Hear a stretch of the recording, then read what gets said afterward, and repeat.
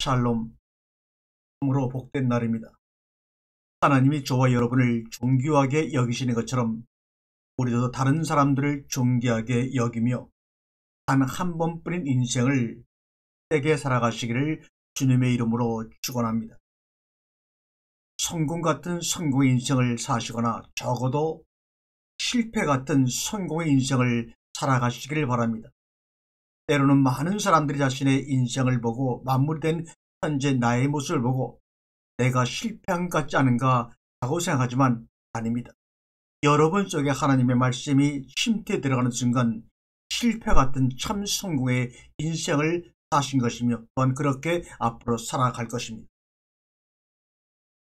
요새같이 코로나 사태로 참으로 전 세계가 한 번도 경험해보지 못한 거리를 두고 살아가는 그러한 정말로 각박한 세상이 되어버리고 말았습니다. 경제적으로도 너무나 힘든 시기를 지나고 있습니다. 그렇게 어려운 가운데서도 치열하게 남은 생애를 살아갈 수밖에 없는 여러분들을 향하여 하나님은 어떤 마음을 표현하시기를 원하실까요? 그 하나님의 마음을 작은 제 속으로나마 표현해보고 싶습니다. 여러분을 사랑합니다. 여러분을 진정으로 존경합니다. 아마 우리 하나님의 마음도 마찬가지일 것입니다. 귀로 듣고 소리로 말해서 표현되는 것이 아니라 우리의 온 몸으로 우리뿐만 아니라 주변의 많은 사람들에게 힘을 주기에 우리 온 몸으로 당신을 존경합니다 라고 우리 하면 어떨까요? 우리가 수화로 당신을 존경한다는 몸짓을 이렇게 표현합니다. 이게 바로 수화를 할 때 당신을 존경합니다라는 표시입니다. 오늘 이 방송을 하기 전에 이 방송을 들으려고 이 자리에 앉아 계신 여러분들을 향해 존경하는 마음을 표합니다. 사랑합니다. 또한 주님의 이름으로 여러분을 존경합니다. 오늘 여러분들과 함께 나눌 하나님의 귀한 말씀은 종교개혁이라는 주제를 가지고 말씀을 나눌까 합니다. 전 세계가 종교개혁의 500년이 넘는 시기를 살아가고 있습니다. 또 종교개혁이 큰 의미를 부여하고 있습니다. 그런데 한 번 더 종교개혁이 우리에게 어떤 의미가 있는지 한번 되돌아보는 시기를 가져볼까 합니다. 근데 먼저 결론부터 말씀을 드린다면 종교개혁이란 말은 사실 맞지 않습니다. 이 종교라고 하는 말 안에는 기독교, 유대교, 이슬람교, 불교, 종교라고 이름을 갖고 있고 뜻을 갖고 있는 것은 다 해당이 되는데 우리가 알다시피 종교개혁이란 말할 때는 그런 다른 종교들은 이 안에 이 테두리 안에 들어올 수가 없습니다. 실제로 우리가 사용하는 기독교인들이 사용하는 종교개혁이라는 말은 서유럽에 국한한 기독교의 개혁이지 어떤 종교의 개혁이 아닙니다. 콘스탄티누스가 이 로마 제국이 내부가 분열되어서 이제 쓰러져 가고 어쩌면 망할지도 모른다는 그런 우려감에서 로마에서 수도를 비잔틴으로 지금의 터키에 있는 비잔틴으로 323년에 수도를 옮겨갑니다. 그래서 비잔틴 이 도시를 자신의 이름 콘스탄티누스의 도시라는 뜻으로 콘스탄티노플이라고 이름을 변경해서 거기서 로마를 다스리기 시작합니다. 그리고 313년에 밀라노 칙령을 통해서 기독교도 일반 종교 중에 하나로 로마 제국 내에서 믿을 수 있는 종교로 허용을 합니다. 그리고 몇십 년이 지나서 동쪽의 로마와 서쪽의 로마를 통일해서 마지막 다스리는 데오도스 황제가 380년에 드디어 기독교를 로마의 국교로 로마의 지배 안에 있는 모든 나라든 기독교 외에는 어떤 것도 믿으면 안 된다. 어떤 성상이나 이단의 모습을 차려놓고 거기에 절하면 안 된다. 라고 하는 보편적인 기독교. 그래서 카톨릭이란 말이 뭐냐.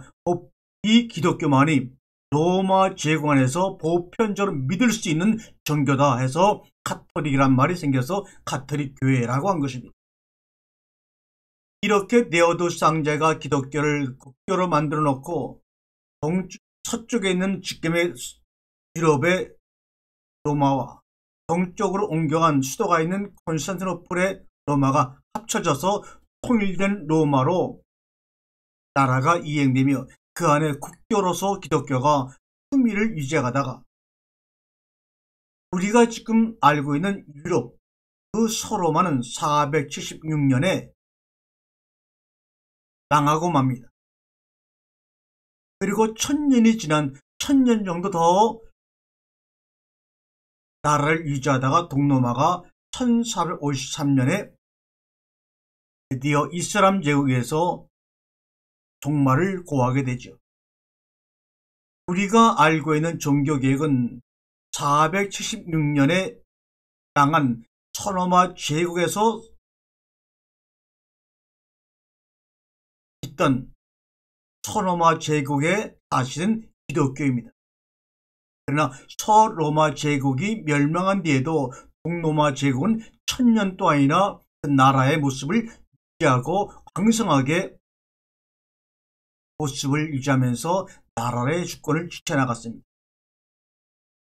우리가 이야기하는 종교개혁이라고 하는 것은 바로 서로마는 종교 중심, 교황 중심의 로마였고 동로마는 정치 중심, 교황을 인정하지 않는 황제 중심의 정치 중심의 로마였습니다. 그러다가 서로마가 476년에 멸망을 하면서 기독교 중심의 정말 그 치역으로 유럽으로 발전을 해나가는 가운데서 하나의 개혁이 일어났습니다. 바로 우리가 말하는 루터에 의한 종교개혁입니다. 그러므로 엄밀한 의미에서 다시 한번 말씀드린다면 종교개혁이라는 말은 맞지 않고 서유럽이라고 하는 작은 지역에 국한한 그 기독교의 개혁이다. 이것이 맞습니다. 그런데 왜 종교개혁이라는 말을 썼느냐? 그 이유는 당시 유럽 사람들의 관념 속에는 세상의 종교는 그리스도교 하나뿐이라는 그들만의 오만한 관념에서 나온 말입니다. 그리고 우리나라는 일본의 영향을 받아 아무런 생각이 없이 종교개혁이라는 말을 받아들여서 지금까지 종교개혁이라는 말을 사용하고 있는 것입니다. 마틴 루터가 종교개혁을 일으키기 4년 전인 1513년 마키아벨리는 이런 말합니다. 이 서유럽의 기독교가 설립자의 원칙을 충실히 따라왔더라면 기독교 국가들은 지금보다 통합되어 있었을 것이며 더 행복했을 것이다. 교회의 우두머리 로마에 가까울수록 신앙심이 부족하다는 사실만큼 기독교가 타락했다는 것 사실을 잘 보여주는 증거는 없다. 기독교가 어떤 원칙에 기초하여 세워졌는지 또 이러한 원칙이 현재 교회의 행실과 얼마나 다른지 따져본다면 기독교가 응분의 처벌을 받거나 파멸할 날이 멀지 않다는 데 누구라도 동의할 것이라고 마키아벨리는 이야기했습니다. 어느 정도 맞는 이야기고 또 어느 정도 틀린 이야기죠. 실제로 종교개혁이라는 말은 루터라는 사람이 어떻게 행위를 해서 이루어진 것이 아니고 실제 그 이면에는 인쇄기술의 발명이 진짜 우리 인간들 속에 파고든 개혁입니다. 만약에 구텐베르트가 없었다면, 그래서 인쇄기술이 발달되지 못했다면 또 종이가 유럽에 들어와서 그 종이를 가지고 인쇄기술을 활발하게 발전시키지 못했다면 루터란 존재는 우리는 알 수도 없었을 것입니다. 또한 그들이 말하는 그리스도의 계획은 잉태하지도 못했을 것입니다. 보편적인 교회라고 하는 카톨릭에 대항하여서 서유럽에서 일어난 그 그리스도의 개혁, 그래서 그 개혁을 일으켰다고 하는 그런 루터와 칼빈의 그 부류들을 우리가 지금 개신교라고 말하는 것은 프로테스탄트라고 합니다. 이 프로테스탄트라는 것은 프로테스트, 반대하다라는 뜻에서 나온 말로서 프로테스탄트는 보편적인 교회인 카톨릭을 반대하는 사람을 의미합니다. 그러므로 그 당시 보편적인 교회 중심되었던 서유럽의 한 부분에서 그 보편적인 교회를 반대하는 무리들을 프로테스탄트, 우리말로 개신교라고 한 것입니다. 그러므로 이 프로테스탄트라는 말은 오늘날 종교적인 맥락에서만 사용되는 단어입니다. 같은 반대자라는 입장도 정치적인 반대자는 프로테스탄트라고 하지 않습니다. 프로테스터라고 이야기를 하죠.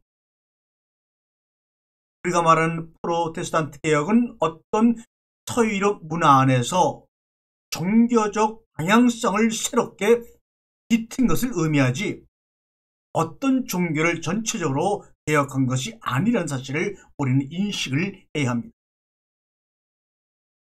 우리가 이 서양 역사에서 프로테스탄트 개혁, 개신교 개혁은 총 4번이 일어났습니다.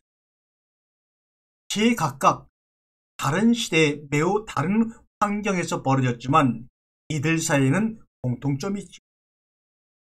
첫 번째로 프로테스탄트 개혁은 대략 3800년 전 시나이 반도 광야에서 일어났습니다. 사막에서 유목생활을 하던 부족이 이집트의 화려한 다신교 신앙에 반대한 것입니다. 이것도 왜 반대한 것이기 때문에 프로테스탄트입니다. 그들은 사후의 삶에 대한 인식과 의례와 예배가 개인의 도덕성을 대체할 수 있다는 관념을 반대해서 거부했습니다. 이러한 이스라엘의 개혁을 결정적으로 만든 사건은 바로 무엇일까요? 알파벳으로 쓰여진 알레베이트 타브라는 그 22개 알파벳으로 쓰여진 최초의 신성한 책 모세 오경을 완성한 것입니다. 책의 등장과 동시에 남자들은 그 당시 여신을 중심으로 숭배하는 그런 혐오스러운 행위에 낙인을 찍었고, 이미지는 어떤 신의 이미지를 만든 것은 불교한 것이라고 선언을 했으며, 그러면서 여자의 권리가 이때부터 조금씩 제한되기 시작한 것입니다. 이러한 바탕 가운데, 이러한 반대 가운데 탄생한 것이 바로 유대교의 탄생입니다. 두 번째 프로테스탄트 개혁은 그로부터 2000년이 흐른 뒤 예술과 문학이 융성한 세계 최대 제국 로마 제국에서 일어났지. 하늘에서 갑자기 떨어진 것처럼 나타난 사람들이, 바로 유대인들이 우수한 이미지로 형성화되는 다신교적 교회에 반대하고 나선 것입니다. 2000년 전 히브리 사람들처럼 이들도 검소, 절제, 정의의 미덕을 찬양하며 알파벳으로 쓰여진 두 번째 신성한 책 헬라어 신약 성경을 만들어내 자신들의 힘을 결집하게 되었습니다. 교회를 이끄는 가부장 아버지들은 여신을 숭배하는 그 숭배를 악마를 숭배하는 것과 동일시했으며, 사제들은 그 당시에 많은 다신교를 의미하는 형상과 신상들을 마구잡이로 파괴했으며, 그와 더불어 여자들의 권리도 또 한 번 후퇴하게 되었습니다. 이것이 바로 기독교의 탄생의 배경입니다. 세 번째 프로테스탄트 개혁은 400년 뒤 AD 615년 아라비아 사막에서 드디어 또 일어납니다. 한 예언자가 형상이 없는 남자신이 글자 형태로 새로운 규범을 신에게서 전해주었다고, 신에게서 받았다고 주장합니다. 그 계시는 알파벳으로 쓰여진 세 번째 신성한 책, 우리가 아는 이슬람계 코란입니다. 이번에도 역시 이전 프로테스탄트 개혁과 똑같은 일들이 벌어지죠.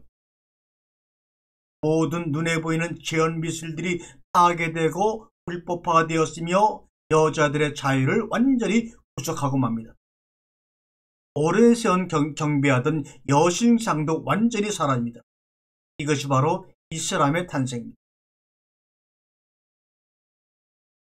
첫 번째, 두 번째, 세 번째 종교 개혁들은 한결같이 그 이전까지 피를 내리고 있던 여신 숭배를 금지했으며, 더 나아가 여자들이 종교의식을 주재하고 집전하던 것들을 다 금지하고 말았습니다. 또한 여자들이 제사를 소유할 수 있는 권리를 박탈했습니다. 남자들은 이러한 힘으로의 강탈을 정당하기 위해서 자신들이 만들어낸 신성한 책, 구약과 신약과 코란을 인용했습니다. 그리고 명분을 만들었죠. 오랜 시간 축적한 거대한 에너지를 갑작스럽게 분출하는 지진처럼 또 다른 종교적 대격변이 르네상스가 한창이던 바로 유럽을 뒤흔들게 됩니다. 바로 우리가 종교개혁이라고 알고 있는 네 번째 프로테스탄트 개혁, 즉 1517년 10월 30일 정오에 시작됩니다. 바로 이 시간에 무명의 수도사 마틴 루터가 교황의 면죄부 판매를 반대하는 95조항의 반문을 위텐베르크 한 교회에 담벼락에 쳐버립니다. 루터의 이러한 행동이 어떻게 종교적 분열로 이어졌는지를 분석하는 무수한 책들이 나와 있죠. 정도의 차이는 있지만 한결같이 이 인쇄가 종교개혁을 전파하는 데 상당한 기여를 했다는 것은 공통적으로 말하고 있습니다. 프로테스탄트는 팜프릿, 설교문을 빠르게 인쇄하여 퍼뜨렸는데 그 속도를 카톨릭교회는 도저히 따라잡을 수가 없어서 그들을 단속을 하지 못한 것입니다. 알파벳으로 쓰여진 글을 읽는 과정 자체가 종교개혁을 촉발한 본질적인 원인입니다. 인쇄 기계를 이용해서 종이에다가 책을 찍어서 온 사방의 사람들이 그 글의 내용을 개인적으로 누구나 자유롭게 읽을 수 있었던 그 과정, 그 사건, 타이밍이 바로 종교개혁을 촉발한 본질적인 원인입니다. 마찬가지로 이제는 손가락 하나로 스마트폰만 클릭을 하게 되면 어떤 내용도 누구도 막을 수 없이 자연스럽게 비밀스럽게 읽을 수 있는 이러한 인공지능 시대에 우리가 살고 있습니다. 이러한 인공지능 시대 때 어떤 종교개혁이 또 한번 촉발할지 한번 미리 생각해 봐야 합니다. 더군다나 이번에 코로나19라는 사태를 통해서 예배당에 참석하지 못하고 모이지 못하고 서로가 서로의 건강을 유지하면서 홀로 지는 이 시기에 그동안 멈춰있던 인공지능을 통한 새로운 삶의 전환이 이루어질 것입니다. 거기에 맞춰서 또한 종교의 모습도 달라질 것이며 우리 기독교의 모습도 새롭게 형상화될 것입니다. 또한 그런 삶을 통해서 이런 과정과 시스템의 변화를 통해서 하나님의 말씀을 대하고 깨닫는 과정도 아마 전보다는 새롭게 이질적으로 우리에게 다가올 것입니다. 이제는 다섯 번째 프로테스탄트 개혁이 눈앞에 목도되어 있다고 저는 확신을 합니다. 이러한 첫 번째 프로테스탄트의 개혁, 다시 말하면 시나이 사막에서 모세에게 알파벳으로 쓰여진 창세기, 출애굽기, 레위기, 민수기, 신명기라는 책을 줌으로 시작된 프로테스탄트의 개혁이 네 번째 구텐베르크의 인쇄술의 발달과 더불어 마틴 루터가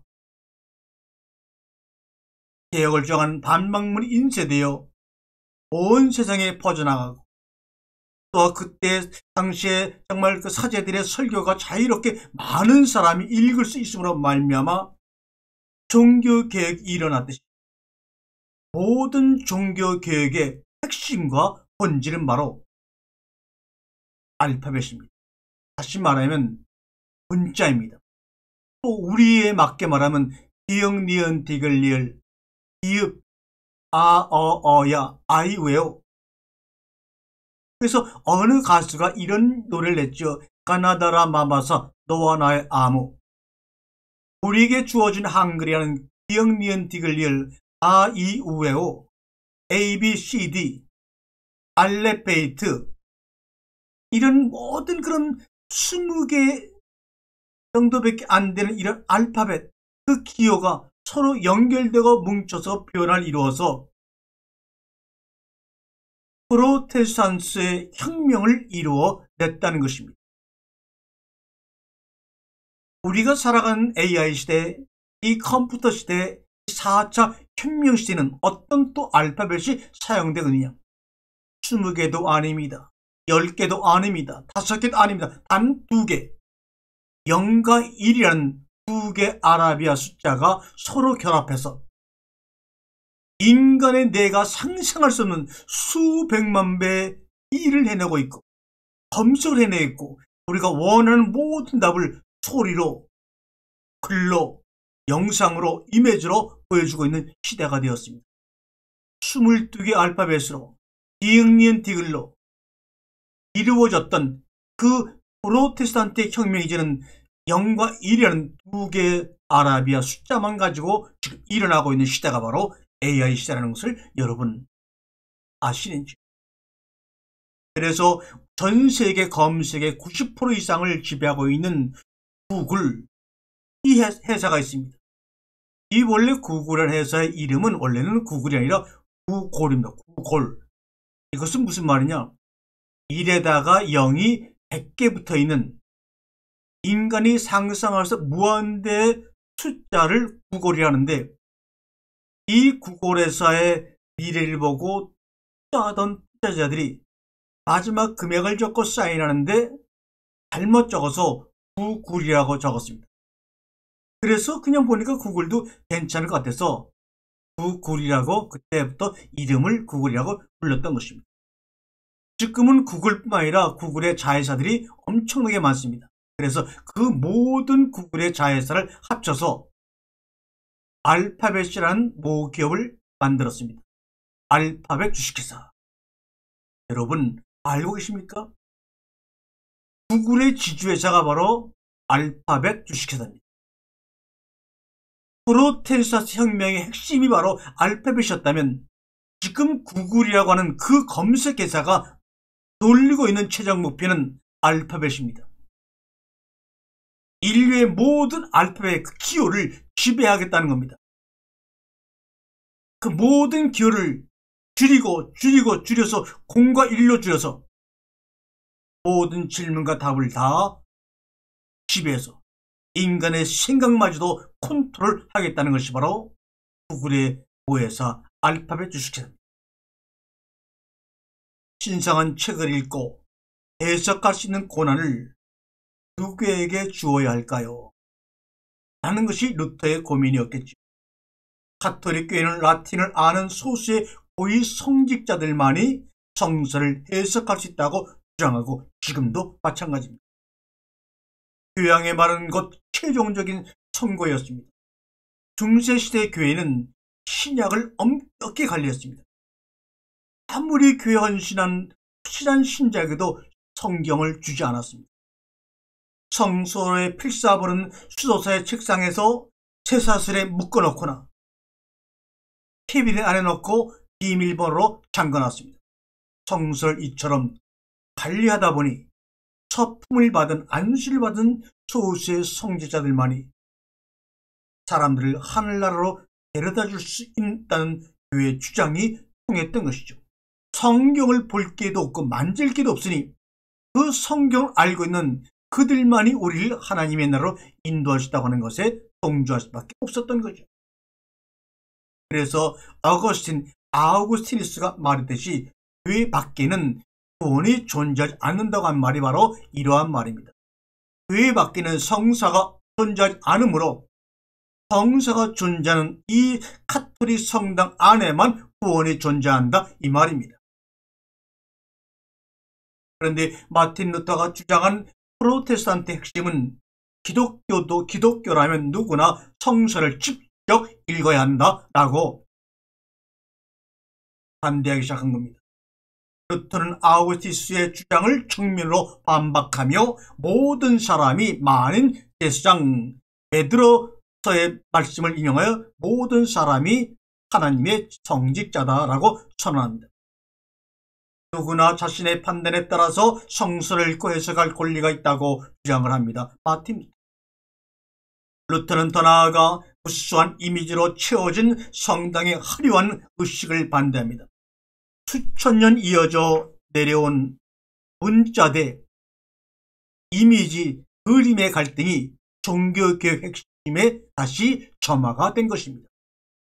종교개혁이 기본적으로 신약의 내용으로 되돌아가자는 운동이었다면 바로 그때부터 인간의 운해적 가치를 중시했을 것입니다. 하지만 안타깝게도 종교의 핵심은 문자를 인지하는 과정에 있었습니다.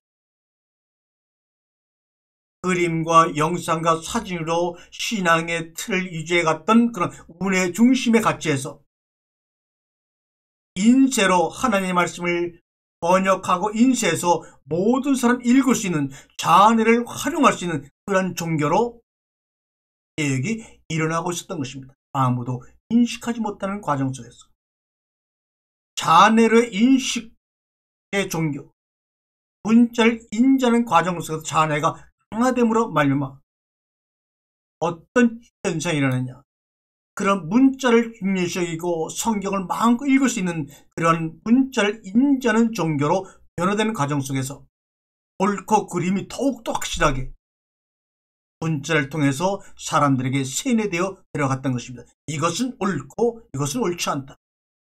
생명의 나무를 먹는 것이 아니라 선악을 알게 하는 지식의 나무로 함몰되어 갔던 것이 바로 종교개혁 속에 숨겨진 단점입니다. 네 번째, 프로테스탄트 혁명으로 탄생한 개신교 역사 역시 이전 세 차례 프로테스탄트 혁명과 마찬가지로 우측의 운해적 가치를 억제하고 자아내적 가치를 확산시키는 것을 목표로 삼은 결과 어디였습니까? 네 번째 프로테스탄트 루터의 종교혁명을 통해서 없었던 노예제도, 약한 나를 지배하고 숱한 이단으로 사람들을 몰아서 죽이고 같은 개신교 안에서도 수많은 종파와 교리가 생겨나고 상상할 수 없는 분열과 나눠짐이 이루어지고 지금까지 그 자아내적 가치가 종교 속에서 다른 교회와 종교와 사람을 포용하지 못하는 제한된 종교개혁으로 머물러 있는 것을 우리는 목격하고 있지 않습니까? 종교개혁 이전부터 수많은 루터 이전의 개혁가들이 주장하는 해결책은 단 하나였습니다. 기독교를 처음 세웠던 원칙 초대교로 되돌아가는 것입니다. 영국에서는 윌리엄 오캄이 이러한 주장을 하면서 종교적 견해의 차이에 반영을 베풀라고 주장합니다. 같은 영국 사람 영어 성경을 처음으로 번역한 존 위클리프도 1300년도 말 똑같은 개혁을 주장합니다. 아누스는 공개적으로 이러한 개혁을 요구했던 이유로 1415년 종교개혁이 일어나기 102년 전에 프라하에서 불에 타 화형을 당해 죽여버립니다. 개혁가들은 에리트 성직자 집단이 불모로 잡고 있는 그리스도의 문자 테스트 성경을 빼앗아 많은 사람이 직접 읽을 수 있도록 하는 것이 가장 먼저 해결을 가져라는 데 뜻을 모았습니다. 이를 위해서 세 가지 조건이 먼저 해결되어야 했습니다. 첫 번째, 신약을 각 지역의 방언으로 번역해야 한다. 두 번째, 쌍갑에 쉽게 누구나 구할 수 있어야 한다. 셋째, 글을 아는 대중이 많아져야 한다. 이것이죠. 이런 조건을 모두 해결하는 마법과 같은 기책이 있으니 그것이 바로 인쇄 기술의 등장이요 종이의 발달입니다. 참으로 하나님이 다 예비하신 타이밍에 이런 것들이 하나하나 인간들 손에 쥐어졌습니다. 신약 성경에 보게 되면 우리 예수님이 전혀 언급도 하지 아니하시고 말씀도 하지 않은 것 또한 중요합니다. 어떤 것을 예수님이 말씀하지 아니하셨느냐, 언급하지 아니했냐 하는 것이 오히려 언급한 내용보다 중요할 수가 있다는 사실을 우리는 다시 한번 깨달아야 합니다. 인간의 원죄나 이 아담과 이브의 타락에 대해서는 예수님은 아시는 분인지 모르시는 분인지 아마 전혀 듣도 보지 못한 것처럼 언급을 하지 않았습니다. 믿음이 다르다는 이유로 사람들을 하향시키는 것을 옹호하지도 않았습니다. 또 이상하게도 이미자 형상을 금한다는 말씀을 하지도 않으셨습니다. 예수의 도덕률과 종교개혁을 이끈 이들의 도덕률을 비교하기 전 종교개혁을 이끈 주요한 두 인물에 대해서 한번 먼저 살펴보면 이해가 쉬울 줄로 압니다.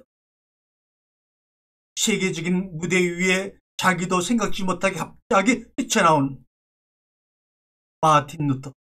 이는 1483년에 태어나 1546년 63세 일기로 생을 마감하는 마틴 루터도 자신도 미처 준비하지 못한 중대한 역할을 얼결결에 해보려고 맙니다.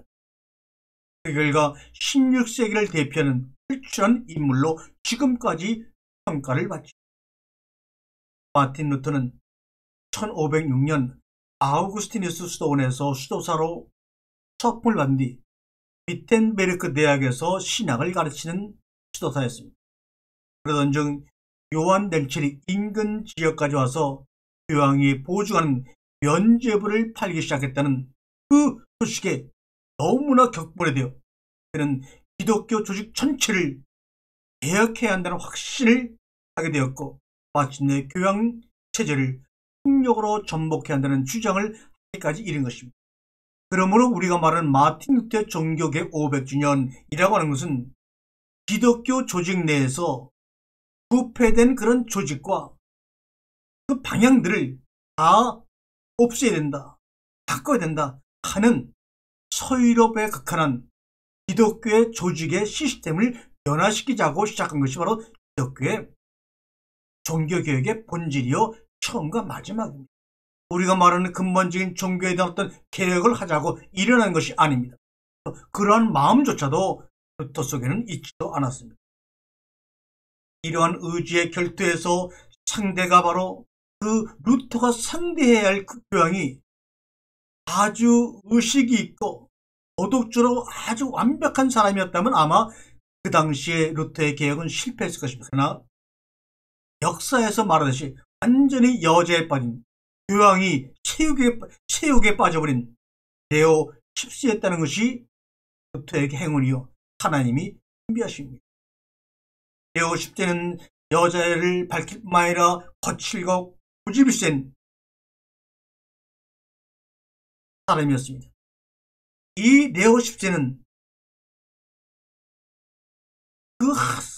그 작디 작은 수도원의 수도사가 무슨 일을 한다고 아무리 반응을 내더라도 큰일이 있겠느냐고 과소평가하며 이 게르만인 루터를 대로 내버려둔 것이 큰 실수였습니다. 여러분 그동안까지 루터까지 정말 교황의 권위와 교회의 권위와 말씀의 교리에 조금은 이상한 말 하게 되면 누구든지 다 목이 잘려 참수당하거나 하형을 당했는데 그것도 즉각 말이죠. 그런데 일개 수도사에 불과한 그 루터가 기독교 조직 전체를 개혁해야 된다고 한 더군다나 교황 체제의 폭력으로 맞서야 한다고 하는 이 거친 대항에 사형을 당하지 않았던 사실은 엄청나게 놀란 사건이며 아마 루터 자신도 내가 이러고도 살아남았어? 하고 놀랄 수밖에 없는 사건입니다. 물론 시대적인 배경도 있었겠지만 바로 그러한 루터가 자신도 모르게 그 일에 끌려서 앞장서 나갈 때 그의 뒤와 앞에서 보호하시는 하나님의 예비하심이 없었다면 그는 사형을 당해 한짐의 이슬로 사라져 버렸을 것입니다. 자신은 죽을 째고 일을 했는데 정신을 차려보니까 죽지 않고 있어요. 참으로 신기한 일이 루터 앞에 벌어진 것입니다. 그러면서 교회개혁을 요구하는 자신의 목소리에 많은 사람들이 공감하고 있는 것을 깨달았습니다. 아니, 어떻게 이런 일이 일어났지? 어떻게 내가 여기서 한 말이 이렇게 온 사람들이 공감을 일으키고 이렇게 격렬하지? 알고 보니까 구텐베르크에 의한 인쇄를 통해서 그 기록된 그런 서책들이 온 사방으로 날개듯이 다 퍼져 나갔다는 것을 후에 알았겠죠. 그래서 그는 기독교를 재정립할 수 있는 드문 기회가 찾아왔다는 깨달음을 가졌습니다. 그래서 그는 기독교 교리는 성경에 확고히 낯을 내려야 한다고 선언하게 됩니다. 하지만 루터는 거의 혼자서 우상에는 자신만의 새로운 기독교, 그의 동료 개혁가들이 오직 하나님의 말씀만을 따른다며 열성적으로 옹호하던 새로운 기독교는 사실 성서를 직접 읽고 이해하는 시대로 되돌아가는 것과는 전혀 다른 현상이 일어나기 시작했습니다. 루터는 교황의 무오류성을 하나님의 말씀을 기록한 문자의 무오류성으로 대체해버립니다. 개개인의 해석의 자유를 보장하기는커녕 자신이 좋아하는 특정한 구절들의 의미를 강조해서 믿으라고 강요합니다. 그가 의지하고 좋아하는 신의 모습은 예수가 묘사하는 자비롭고 애정 어린 아버지 하나님의 모습이 아니라 복수심에 불타는 여호와 엘로힘이었습니다. 루터의 개혁으로 신약의 복음서들은 빛을 잃고 구약의 분노에 찬 문장만이 그의 눈에 띄어 중시되게 되었습니다. 특별히 루터가 좋아하던 부분은 로마인들에게 보낸 사도 바울의 편지 로마서 1장 17절의 말씀입니다. 의인은 믿음으로 말미암아 살리라. 이 짧은 구절에 66권의 모든 내용을 다 저버리고 이 한 구절에 루터의 필이 꽂힌 겁니다. 오로지 믿음만이 구원의 열쇠다, 이렇게 말합니다. 도덕은 아무런 효용도 없으며 죄인이 아무리 착한 일을 해도 은총을 부여하지 못한다. 하나님이 인류를 위해 자신 아들을 희생시켰다는 이야기를 믿는 것만이 구원의 길이라고 루터는 강하게 주장합니다. 아마 지금 여기에 우리도 붙잡혀 있다고 하는 것 맞지요? 인류의 그 아주 못된 원죄를 위해서 그들을 용서하기 위해서 자신 아들을 희생시켰다는 이 믿음만이, 이 의로운 믿음만이 너희를 살린다고 하는, 이것이 어떤 맥락에서 태초에 하나님의 사랑 안에서 이해되어지는지는 전혀 생각지 아니하고 강요합니다. 이것을 따르면, 다른 믿음에 이것을 따르지 않으면 이단이라고 또 오히려 가톨릭보다 더 심한 정죄를 해부르고 많은 루터로 변화되고 맙니다. 루터는 면죄부, 연옥, 성인, 교회법, 교황에 대한 복종, 제례를 집전할 수 있는 사제의 권한을 인정하지 않았죠.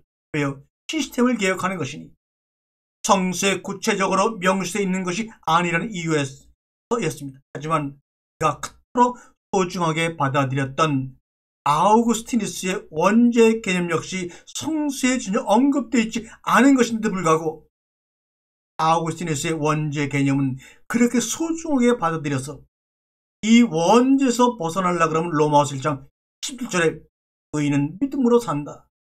하나님이 인류를 위해 자신의 아들을 희생시키면서까지 너희들의 원죄를 용서하시려고 아들을 죽인 거야 라는 이 믿음만 너희를 구원시킨다고. 면죄부, 판매, 연옥, 성인을 추대하는 것, 교회법, 교회에 대한 교황에 대한 무고로성, 이런 건 다 성경에 없는 것이니까 하면 안 된다고 하는 루터가 아우구스트의 원죄임 역시 성경에 언급되지도 않은 이야기인데도 이것은 받아들여서 이것만이 우리가 살 길이라고 주장했던 아우구스틴의 종교개혁은 종교개혁이라고 할 수가 없습니다. 그냥 서유럽의 보편적인 가톨릭 교회, 또 받아들일 것은 받아들이고 받아들이지 않을 것은 버리는 그런 방향의 전환일 뿐입니다. 그리고 또 아우구스티누스가 만들어낸 애정서를 아우구스티누스가 말한 애정에 대한 개념도 제대로 이해하지 못한 채 애정설을 프로테스탄트의 핵심 교리로 삼아버리고 맙니다. 이 아우구스티누스, 우리가 아는 어거스틴이 말하는 애정설은 루터가 말한 개념이나 칼빈이 말한 애정설이나 개신교에서 말하는 애정설하고는 좀 다릅니다. 아우구스티누스가 쓴 고백이라는 책에 보면 이 애정에 관한 이야기가 나오는데, 자기가 자기의 살아온 삶을 돌이켜보니까 아무리 신이라 할지라도 이렇게 방탕하게 살아온 사람을 구원시켜서 하나님의 나라의 백성으로, 하나님의 나라의 자녀로 삼다 하는 것은 있을 수 없는 일이야. 그럼에도 불구하고 내가 이 자리에, 하나님의 자녀의 자리에, 하나님의 나라의 성도의 자리에 와 있다고 하는 것은 하나님이 예정부터 나를 살펴보시고 알아보시고 지켜보지 아니했다면 있을 수 없는 일인데, 라고 하는 구원의 감격에 대한 그 기쁨을 어떻게 표현할 수 없어서 이야기한 것을 우리는 예정되었었다. 창세진 예정되었기 때문에 네가 어떻게 살아왔건 너의 그 과거의 그 죄된 상관과는 관계없이 네가 구원받은 거야 라고 애정설을 변경시켜서 확립시키는 것이 바로 루터의 애정설이요, 칼빈의 애정설, 기독교의 기본 교리가 되었던 것입니다. 아우구스티누스는 모든 사람이 죄인이며 대다수 태어나기 전 이미 지옥으로 떨어질 운명이 결정되었다고 주장했다고 이야기합니다. 그러나 고백론을 읽어보면 그렇지 않습니다. 선택받은 소수의 사람만이 구원받는데 누가 구원받을지 하나님이 천지창을 이전 창세 이미 정해놓은 것이라는 것은 루터의 생각이지 어거스틴의 생각은 아닙니다. 루터는 개개인의 내면에는 고유한 악이 존재한다고 확신했습니다. 우리는 분노의 자식들이라고 썼으며 그의 책에 아무리 고귀한 사람이라도 악이 언제나 선을 능가한다고 그의 설교에 늘 주장합니다. 루터는 자신의 주장에 반박하는 이들과 논쟁하는 와중에 이성은 쓸모없는 것이라고 매도합니다. 논리학과 철학은 모두 폐기해버려야 된다고 또한 광기 어린 말로 주장합니다. 그러면서 루터는 이성은 믿음의 가장 큰 적이다. 이성은 악마에게 기쁨을 주는 창녀다. 몸과 나병에 득실거리는 이 창녀는 발로 밟아 죽여야 한다. 그녀와 그녀의 지혜는 그녀의 얼굴에 똥을 던지고 씨를 베푼다고 속여 익사시켜야 한다고 이렇게 끔찍스러운 말을 했습니다. 이런 말 표현 속에서 여자들의 권리는 박탈되고 신앙의 새로운 기쁨에 젖어있던 많은 사람들, 여자들은 이단으로 마녀로 몰려서 사형당하고 수많은 여자들이 죽습니다. 그때부터 여자는 가정 속으로 숨어버리고 그들의 모든 권리를 잊어버리고 살아온 세월이 종교 이후에 얼마나 많은 세월이 지금까지 흘러왔습니다. 루터는 토마스 아퀴나스를 비롯한 스콜라 철학자들도 경멸하는데, 교활하고 독단의 차이는 저주받는 이겨도 아리스토텔레스에게 너무나 많은 학문을 의존한다고 하는 이유 때문에 토마스 아퀴나스를 경멸하고 스콜라 철학자들을 경멸했습니다. 루터는 성서만 모순된다는 이유만으로, 성서에 모순된 이유만으로 코페르니쿠스의 지동설도 받아들이지 않았습니다. 반면에 마귀와 악령이 존재한다고는 믿었습니다. 더 나아가 모든 자연현상은 하나님과 악마의 지배를 받는 것이라고 그는 또 믿었습니다. 세상에 종말이 임했다고 믿었기에 휴머니즘 같은 이성주의 같은 것은 아무 관심도 두지 않았습니다. 루터는 이렇게 자신만만하게 씁니다. 믿음의 절정은 지극히 소수만을 구원하고 지극히 많은 이에게 벌을 내린 하나님을 자비롭다고 믿는 것이다. 하나님은 우리를 기필코 지옥에 떨어뜨리실 분이며 불쌍한 자들을 괴롭히는 데에서 기쁨을 얻는 듯하다. 아니, 이게 지금 루터가 하고 있는 말입니다. 하나님은 사랑의 대상이라기보다는 징후의 대상으로 적절해 보였다고 말합니다. 이토록 큰 분노와 사악함을 드러내는 하나님을 이성의 노력만으로 자비롭고 정의롭다고 옹호할 수 있다면 믿음은 어쩌면 필요하지 않을 것이다. 이렇게 얘기했던 사람이 루터입니다. 루터의 반이성주의는 이성이 하나님의 섭리를 해독하기 위한 최고의 도구라고 여기던 휴머니스트들에게 상당한 충격을 줄 수밖에 없었죠. 그 어느 때보다도 넓게 퍼져 있는 교회와 대학을 이어주는 연결망을 활용하여 개혁을 확산시키고 했던 휴머니스트들은 처음에는 루터의 결연한 태도에 갈채를 보내고 공감과 응원을 보냈지만 그의 종교개혁 방식이 상당히 조잡하고 준비되어 있지 않고 헛술하다는 것을 깨닫고는 하나 둘 등을 돌리기 시작합니다. 루터의 이상하고 기이한 성서해독을 납득할 수 없었던 휴머니스트들은 자신들이 힘겹게 발굴해낸 고대 세계의 지혜를 루터와 그의 지지자들이 버렸다고 생각했습니다. 그들 중에 루터와 같은 시대 살아가며 루터와 친밀하게 서로 종교개혁을 논했던 친구 에라스무스는 이러한 말을 루터에게 합니다. 죄인이 되게끔 피조물을 스스로 만들어 놓고 죄를 지었다는 이유로 그 피조물을 처벌하는 하나님이라면 그것은 숭배할 가치조차 없는 똑똑한 괴물에 불과하다고 에라스무스는 이야기했습니다. 선악과 이야기를 하고 있는 것입니다.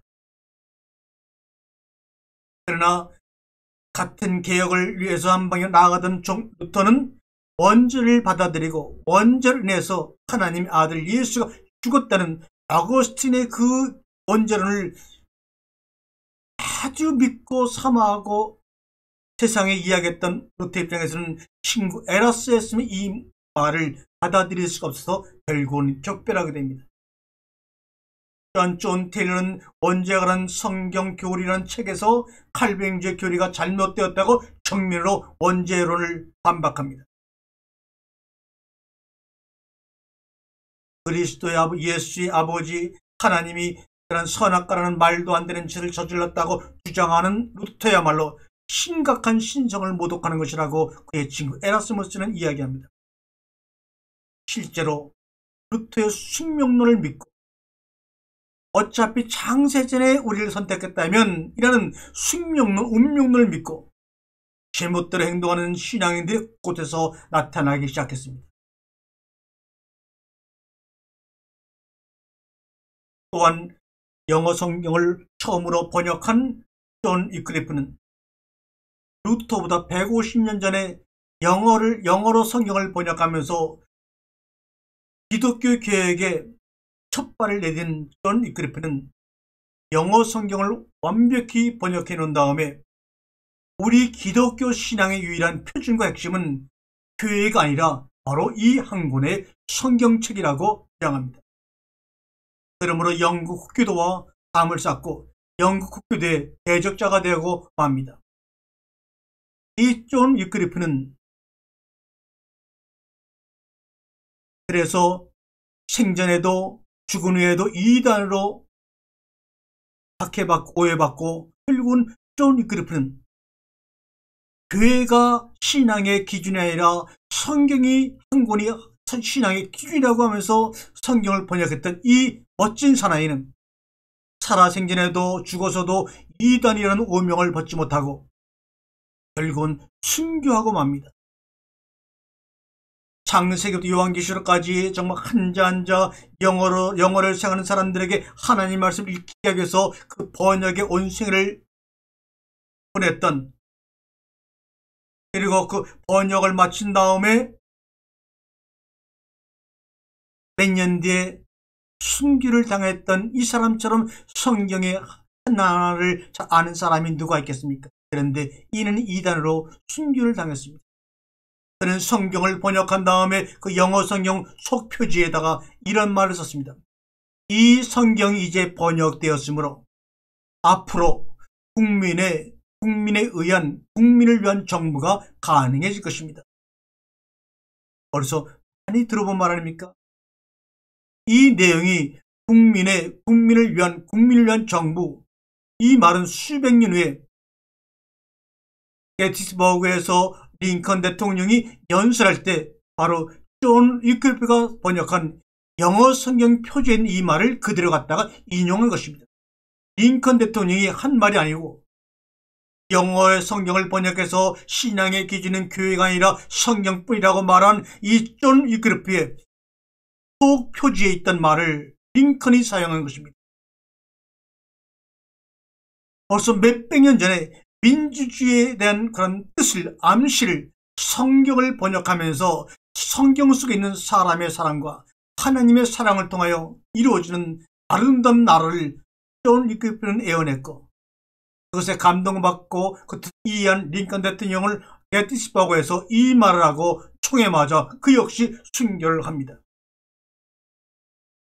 루터는 자신을 소장론의 자식으로 태어난 소장론이라고 스스로 고백합니다. 성직자 계급에 대한 이러한 반발심은 성직자와 수절에 관해 기존의 교회가 보편적으로 유지해온 규범을 뒤집는 결론을 끌어냅니다. 왜요? 자신의 신분이 소장론이었기 때문에 성직자 계급에 대한 반발심이 컸던 것입니다. 그는 모든 수사와 수녀가 결혼하고 일을 하고 자식을 가져야 한다고 또한 생각을 했습니다. 성적 충동은 거부할 수 없는 것이며 섹스는 피곤해 지친 우리 몸과 마음을 치유해준다고 믿었습니다.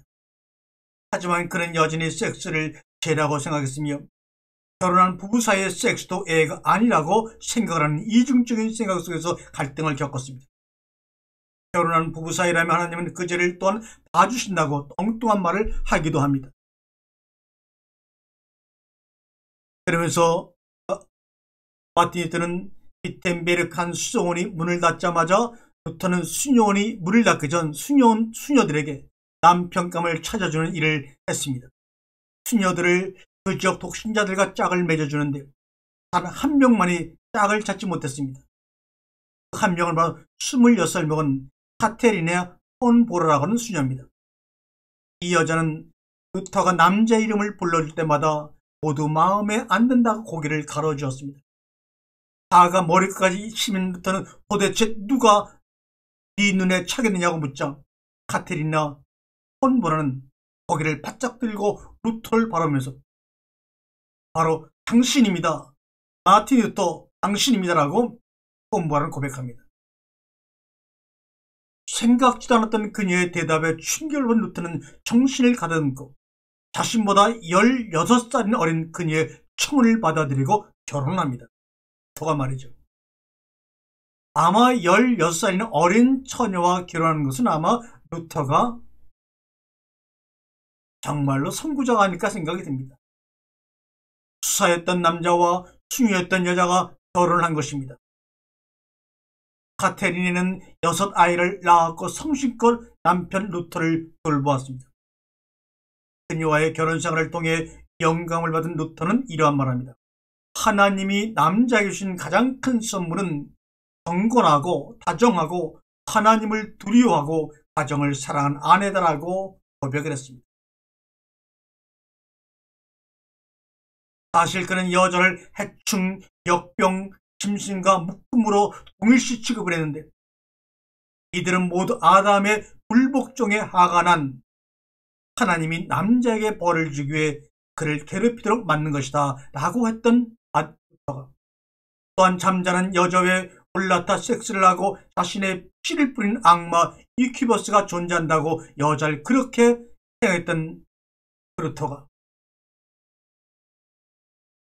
카테리나하고 결혼한 다음에 하나님이 인간에게 주신 가장 큰 선물은 경건하고 다정하고 하나님을 두려워하고 가정을 사랑하는 여자라고 이야기했습니다.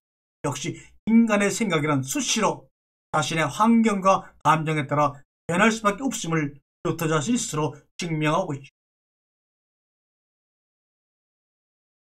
루터에 대한 여자의 관념은 실제로 동네에서 결혼하지 않은 여자가 아기를 출산하자 루터는 악마의 씨가 태어난 것이라면서 공공의 안녕을 위해 아기를 물속에 담가 죽이라고 조언합니다.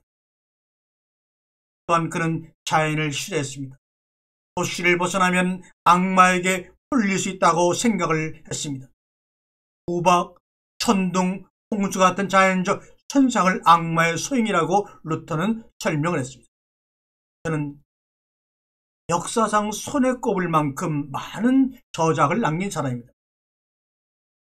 1522년 그는 고지독일어로 번역한 신약과 몇 년 뒤 번역한 구약은 인쇄기로 찍어낸 책으로서 독일 최초의 베스트셀러가 되었지요.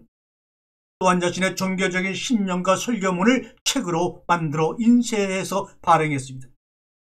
그의 책은 서서히 독일 민족이라는 정체성과 문자에 대한 관심을 대중들에게 심어주었습니다. 그를 모르는 부모들이 그래서 자식을 학교에 보내기 시작했고, 때로는 자신도 아이들 교실 뒤편에서 앉아서 칠판을 보며 글을 배우며 열심히 노력해서 왜 인쇄된 하나님 말씀 성경을 읽기 위해서 그런 일이 시작이 되었다는 것입니다. 당시 종교개혁이 일어났던 독일은 지역마다 방언의 차이가 극심했습니다. 따라서 그런 방언을 문자로 표현하는 방법도 서로 달라서 상당히 곤란한 상황이었죠. 마틴 루터가 성서를 번역하게 되면서 선택한 고지 독일어 표기 방식은 결국 독일어의 표준 독일어로 자리 잡게 되었습니다. 특별히 루터는 마리아를 숭배하는 신앙을 타파하는 데 앞장섰습니다. 마리아에게 신성을 부여하는 것은 신약에 부합되지 않는다고 주장하며 아기 예수를 돌보는 어머니 마리아 이미지는 물론 마리아와 관련된 모든 것들을 다 태워서 없애버립니다. 루터는 교양의 대리인들이 자신을 쫓아다니며 불온한 이단이라고 괴롭힐 때마다 줄곧 종교재판이라는 전체주의적 관행을 비판했습니다. 프로테스탄트를 하향시키는 카톨릭을 비웃으며 반대파를 제압하려면 화형이 아니라 책으로 묻히자고 조언됐습니다. 그는 또한 이교도 특히 유대인, 터키인, 부어인들을 존경하라고 권했습니다. 그런데 안타까운 사실은 이처럼 관용적이었던 그가 말년에는 성마르고 편협한 사람으로 변해서 자신이 비판했던 카톨릭보다 훨씬 극단적이고 단호한 고집통이 유대인, 터키, 무어인을 그렇게 아주 차별화시키는 그러한 사람으로 변한 종교인이 되어버렸습니다. 루터는 이미지가 운명자들을 가르치는 데 유용하다고 생각했지만 그의 메시지에 감동한 학생, 귀족, 농민들은 이미지에 대해서 그렇게 반대하지 않았습니다. 이전에 발생한 세 번의 프로테스탄트 혁명과 별반 다르지 않게 열성적인 프로테스탄트들은 커다란 망치 곡괭이를 들고 다니며 성당의 성상을 부수고 청아를 난도질하고 제단의 벽장식을 훼손하면서 이것들을 지키려는 사제나 교구의 신도들은 돌팔매질을 당하고 불교 맞고 화가나 조각가들은 종교개혁 시기에는 도망쳐 다니며 작품활동을 전혀 할 수가 없었던 암흑의 시기에 도달했던 것입니다. 초창기 프로테스탄트나 카톨릭이나 모두 삼위일체 하나님을 섬겼으나 섬기는 방식은 크게 카톨릭에서는 이미지에 둘러싸인 예배자들이 눈부신 예복을 입은 사제들이 알아듣지 못하는 라틴 언어로 펼쳐보이는 호화로운 장관을 그저 지켜만 보았습니다. 반면에 프로테스탄트 예배자들은 시선 둘 곳이 하나도 없는 황량한 공간에서 검은색과 흰색으로만 이루어진 검수한 옷을 입은 목사가 인도하는 대로 책을 펼쳐놓고 글을 함께 읽었습니다. 알파벳으로 쓰여진 책이 여기저기 넘쳐나자 이미지는 또 한 번 문자의 압도를 당하고 맙니다. 인쇄기술 이전에는 볼 수 없었던 신속함으로 루터의 메시지를 온 사방에 퍼뜨립니다. 95조 방방문을 붙여놓은 지 5년도 되지 않은 시점에서 그는 에라스무스 친구에게 쓴 편지에서 이렇게 말합니다. 이제 루터의 책은 어디서나 어떤 언어나 눈에 띄는군. 그에게 영향받지 않은 사람은 찾기 힘들 정도로 대단하군. 라고 에라스무스가 자기 친구에게 쓴 책에서 이렇게 말합니다. 에라스무스는 결국은 마틴 루터와 먼저의 교리를 놓고 서로 방향이 다름으로 격발하고 말지요. 1520년 파리에서 루터의 책은 다른 어떤 책보다 압도적으로 많이 팔렸습니다. 엄청나게 많은 돈을 벌었을 것입니다. 루터가 살아있는 동안 그가 번역한 독일어 신약은 10만 부 이상 팔렸습니다. 지금으로 말하면 수천만 부 팔린 겁니다. 그렇다면 얼마나 많은 인쇄를 통한 비용을 수입으로 축적했을까요? 당시에는 수많은 사람들이 거의 글자를 읽을 수 없는 문명이었었는데, 그런 사회 가운데서 글을 읽을 수 없는 사람들이 대부분이었던 그 사회에서 독일어 신약책이 10만 부 팔렸다? 정말 기적이라고도 볼 수 없는 기적입니다. 끝으로 단기간에 많은 문자가 범람했던 문화는 일찍이 존재하지 않았습니다. 성경이라는 이 책 한 권이 번역되므로 까막렸던 그 서유럽의 모든 사람들이 글을 배우는 일에 매진하기 시작했습니다. 루터의 프로테스탄트 신학은 독일 민족의 정치를 그렇지 품고 있었던 만큼 독일어를 쓰는 지역에서는 루터의 영역은 끝도 없이 커져만 갔습니다. 하지만 독일 이외의 지역으로 프로테스탄트를 강범하게 전파한 인물은 가 아니라 여러분이 잘 아는 칼빈입니다. 그의 교리는 독일을 벗어난 스코틀랜드 장로의 프랑스 위게너, 영국의 프리턴, 스칸디나비아의 프로테스탄트, 미국의 필그림의 굳건한 믿음을 뒷받침해주는 선언, 조직, 영적 기틀이 되었습니다. 발명은 루터보다 좀 늦게 1509년에 태어나 1564년 55세 일기로 죽은 인물입니다. 루터가 독일 사람이었다면 칼빈은 프랑스 르앙의 독실한 가톨릭 신자 집안에서 태어난 사람입니다. 칼빈의 어머니는 그를 낳고 얼마 뒤에 죽습니다. 엄격한 아버지와 계모 밑에 자란 그가 법률가가 되기 위해 공부를 했지요. 파리에 머무는 동안에 루터는 우연히 루터의 설교문을 읽고 그 대담함에 충격을 받습니다. 그래서 그때부터 성서를 면밀히 탐독하기 시작했으며 이 책에 하나님의 신성함이 깃들어 있다는 확신을 갖게 되었습니다. 곧이어 칼뱅은 집안의 정통적인 신앙인 가톨릭을 버려버립니다. 그리고 루터의 설교문을 읽은 지 몇 년이 안 된 1535년 26살에 수백 년 동안 기독교 장로교의 기본이 되는, 기초가 되는 기독교 강요를 26살 나이에 집필합니다. 그는 이 책을 온 생에 죽을 때까지 걸쳐 개정하면서 출간합니다. 칼빈의 기독교 교리는 기독교의 마지막 판은 1118페이지 이르는 방대한 저서로 완결이 되어 버립니다. 기독교 강요는 오늘날 종교개혁에 가장 큰 영향을 미친 책으로 평가받고 지금도 많은 사람이 그 책을 기초로 해요 성서를 해석해 나갑니다. 과연 그것이 26살 때 집필하기 시작해서 55세 죽는 날까지 계속해서 개정을 하면서 완결한 그 책이 과연 우리가 그토록 신봉해야 될, 성경보다 더 믿어야 될, 성경을 해석하는 기초가 되는 책으로 받아들여야 할지 이제는 고민하고 버릴 것은 버려야 합니다. 고전에 대한 박식한 지식을 갖추고 있었음에도 칼빈은 고전을 거부하고 오로지 성서만이 중심이 되어야 한다고 설교를 했습니다. 그러면서 이렇게 했습니다. 하나님의 말씀을 우리는 최고의 본의로 삼아야 한다. 종교와 도덕뿐만 아니라 역사, 정치 등 모든 면에서 그렇다. 우리는 아담과 이브의 이야기를 받아들여야 한다. 그들이 하나님에게 복종하지 않았다는 사실로서 인간이 악한 심성을 갖게 되었는지, 자유의지를 왜 잃었는지를 설명할 수 있기 때문이라고. 자유의지를 잊어버린 것은 선악과를 따먹은 아담과 이브로 인해서 그렇고, 그로 인해서 원자가 들어옴으로 대대후손들이 악한 심성을 가질 수밖에 없다는 이 기본적인 집착과 고정된 인식 가운데서 기독교 강요 1118페이지가 쓰여진 것입니다. 그러니 그것이 어떻게 완벽한 아버지 되시는 사랑하신 하나님의 마음을 우리가 매우 좋다고 하신 태초의 그 선언 속에서 찾아볼 수가 있겠습니까? 최초의 선악을 따먹었고 최초의 가인이 아벨을 죽였지만 인간의 최초보다 앞서는 것은 하나님의 태초임을 왜 우리는 인정 안 합니까?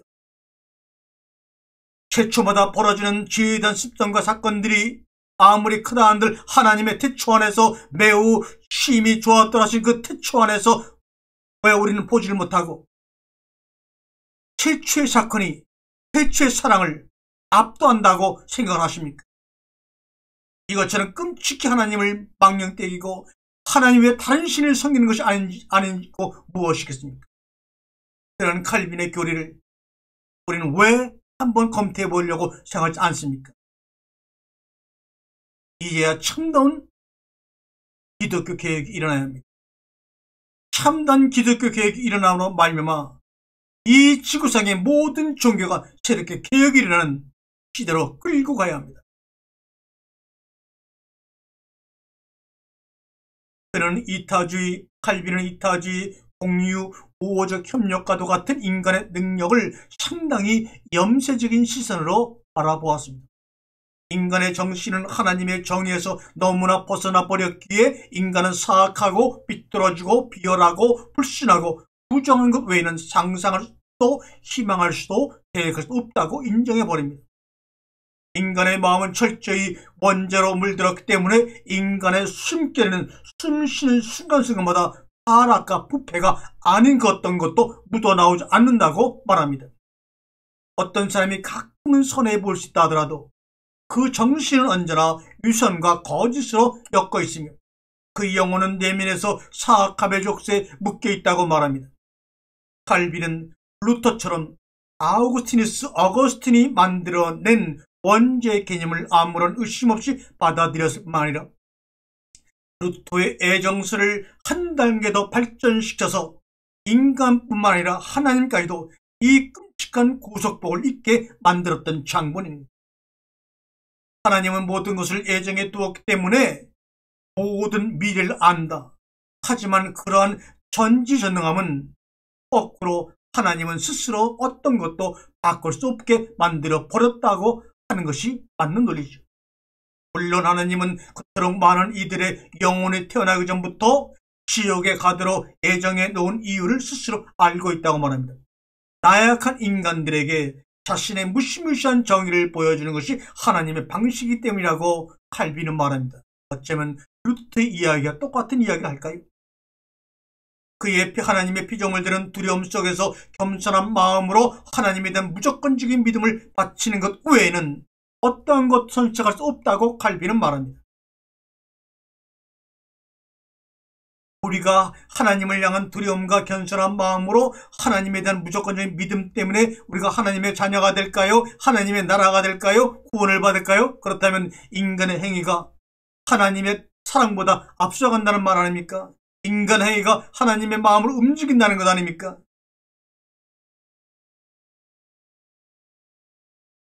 그래서 칼빈은 루터와 마찬가지로 착한 일을 한다고 해서 정해진 운명이 비껴가지 않는다고 말을 합니다. 모든 이들이 살아갈 드라마는 먼 미래까지 아주 세세한 행동까지 이미 모두 기록되었기 때문이라고 아주 운명적인 팔자론적인 염세적인 이야기가 그들의 내용 속에 깔려 있습니다. 칼빈은 무조건 믿으라고 주장합니다. 하나님은 타락한 인간의 죄를 대속하기 위해 자신의 아들 예수를 십자가에 희생시켰으며 그러한 은혜 덕분에 그나마 선택받은 소수라도 구원을 받을 수 있게 된 것이다. 이렇게 얘기합니다.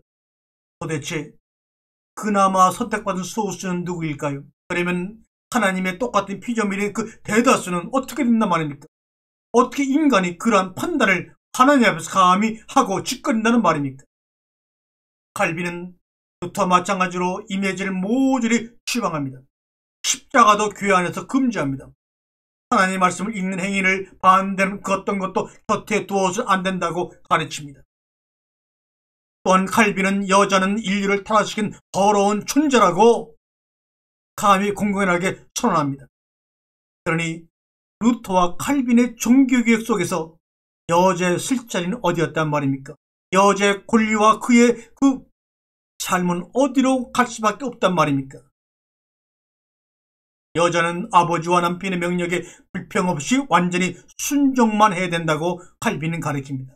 그러면서 마리아 숭배도 엄격히 금지시켜버립니다. 칼빈은 기독교의 강요에서 우리는 다시 한번 이미지, 여자의 권리, 세 가지 요인을 추방한 모습을 목격할 수가 있습니다. 보세요. 종교개혁의 토대가 되고 현대 기독교 교리의 토대가 된 이 두꺼운 기독교 강요 1118파의 책은 사실 종이를 긁는 날카로운 펜척 소리에 취해 허공에 떠드는 한 남자가 쏟아낸 거대한 과대 망상에 불과합니다. 칼빈은 프로테스탄트를 통해 남성적 가치를 극단까지 밀어 올립니다. 그는 가혹한 불관용을 선포합니다. 하나님의 희생에 대한 자신의 해석을 받아들이지 않는 사람은 누구도 구원받을 수 없다고 감히 단언하는 이 사람이 과대망상자가 아니고 무엇입니까? 그는 예수님이 이야기한 자비와 사랑의 하나님을 완전히 무시하고 복음서 곳곳에 넘치는 예수의 심오한 사랑의 말씀은 못 본 척 넘겨버립니다. 칼빈은 세속적인 탁월함에 관심을 갖는 휴머니스트를 루터와 마찬가지로 배척하며 추종자들에게 오직 사후세계에만 관심을 가지라고 설교합니다. 하늘나라가 우리가 거할 곳이라면 이 땅은 유배지가 아니고 무엇이겠냐고 하나님 지으신 이 땅을 평가절하해버리고 맙니다. 우리가 지금까지 살펴봤듯이 칼빈의 메시지의 독창적인 내용은 거의 없습니다. 유대교와 카톨릭에서 가장 잔혹한 가혹한 개념만을 가져다 자신의 교리를 만들었을 뿐입니다. 유대교 예언자들의 지혜와 조화를 강조한 가르침 대부분 다 배제시켜버렸으며 온유하고 여성적인 카톨릭의 이미지, 의례, 성찬 같은 것 또한 전부 부정했습니다. 칼빈은 자신의 비관적인 전망을 다음 같은 말로 요약했습니다. 가장 좋은 것은 이 세상에 태어나지 않는 것이다. 제가 이 칼빈의 말을 한번 읽어보면서도 읽지를 못할 것 같아요. 아니, 가장 좋은 것은 태어나지 않은 것이라니. 이런 말을 한 사람의 내용이 우리의 기독교 교리가 되었단 말인가? 또한 사람은 태어나서 슬퍼서 울고 장례식 때는 기뻐서 운다? 이게 성경을 아는 사람이 해야 될 말입니까? 과거 이영복 가수분이 어머니 왜 날 낳으셨나요? 라는 말과 똑같지 않습니까? 하나님 왜 날 낳으셨나요? 왜 날 낳으셨나요? 칼빈이 이런 말을 했다는 것을 여러분 오늘 처음 들으시나요? 제 말에 의심이 됩니까? 그러면 기독교 회령률을 읽어보세요. 이렇게 살을 모조리 발라내고 앙상하게 뼈만 남기는 작업을 통해 칼빈은 우울하고 엄상궂은 부득풍 종교를 만들어내는데 성공했습니다. 이로써 칼빈을 비롯한 종교개혁 지도자들은 유럽의 시계를 수백 년 중시 암흑기로 돌려놓았습니다. 그들은 종교를 개혁했다고 큰 일을 감당했다고 하지만 지금의 눈으로 보게 되면 그들은 그 당시 유럽의 시계를 수백 년 뒤로 돌려놓는 그런 일을 오직 감당한 것뿐입니다. 이러한 내막 속에 비하인드 스토리가 있는 종교개혁을 이제는 우리 대한민국, 우리 믿음의 사람들의 힘으로 다시 한번 기독교를 개혁하고 말씀으로 돌아가는 말미암아 땅의 모든 종교가 하나님을 사랑하며 하나님 안에서 하나가 되며 하나님의 자녀로서 하나님 나라 안에 함께 사는 나라로 지구로 우주로 만드는데 우리의 작은 씨앗이 내리기를 간절히 소망하며 다음번 두 번째 시간에 이어서 을 드리도록 감사합니다. 사랑합니다.